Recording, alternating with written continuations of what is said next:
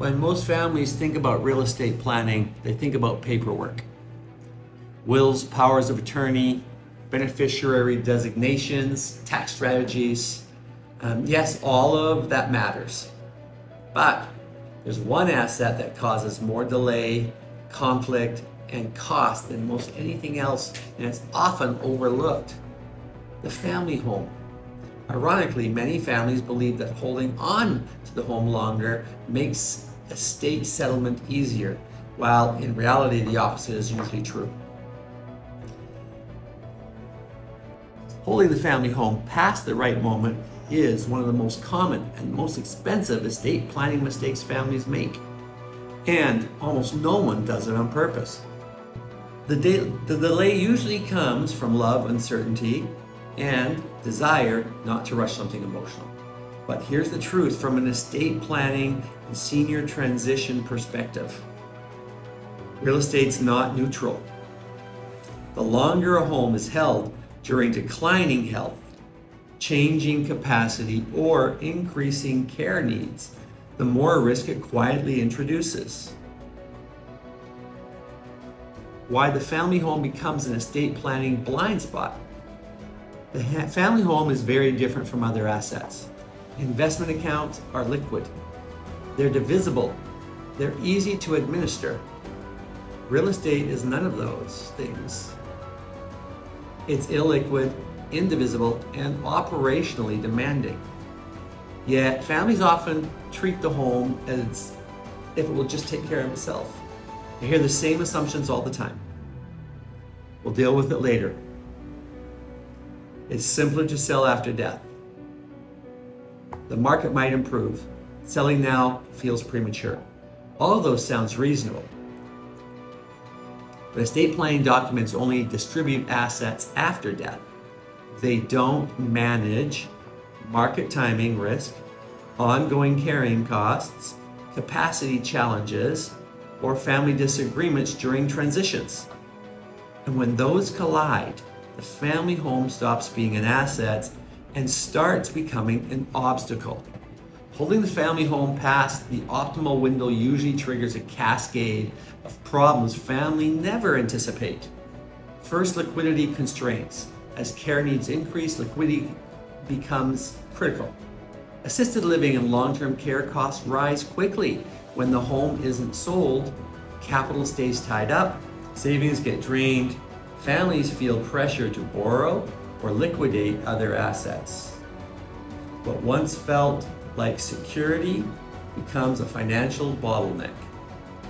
Second, carrying costs that quietly erode the estate. Even a mortgage-free home still costs money. Property taxes, insurance, utilities, maintenance, and repairs.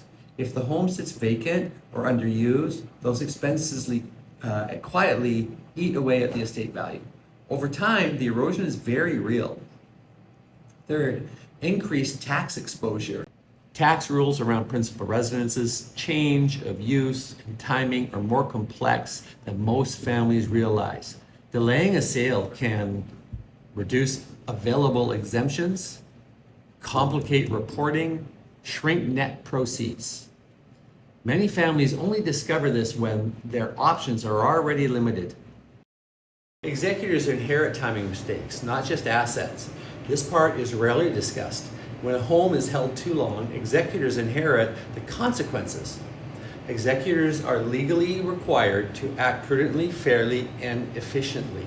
But instead of administering an estate, they're suddenly managing a property, absorbing ongoing expenses, facing market uncertainty, and fielding pressure from beneficiaries. Often during a time of grief, and in many families, opinions differ. One beneficiary wants to wait for the price to go higher, another wants a quick sale, another questions past decisions. The executors become the lightning rod, even though they didn't cause the delay. While selling after death is often harder, not easier, a common belief is that selling the home after death simplifies everything. Emotionally, it can feel that way. Practically though, It usually doesn't. Post-death sales often involve probate delays, limited legal authority, reduced flexibility, market timing risk, and in many cases, executors can't act until probate is granted. Meanwhile, the home continues to generate costs and urgency keeps increasing. By contrast, sales completed while the parent still has capacity or with clear documented agreement are typically faster, cleaner, and less contentious. Capacity changes everything. As capacity declines, decision-making shifts.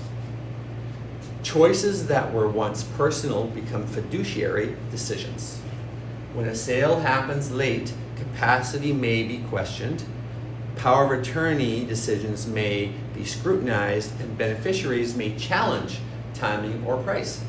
Even good intentions can be reinterpreted negatively under pressure. Every decision made with participation, clarity, documentation are far easier to defend.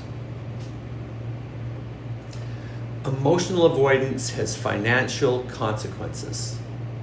Families delay housing decisions because they care.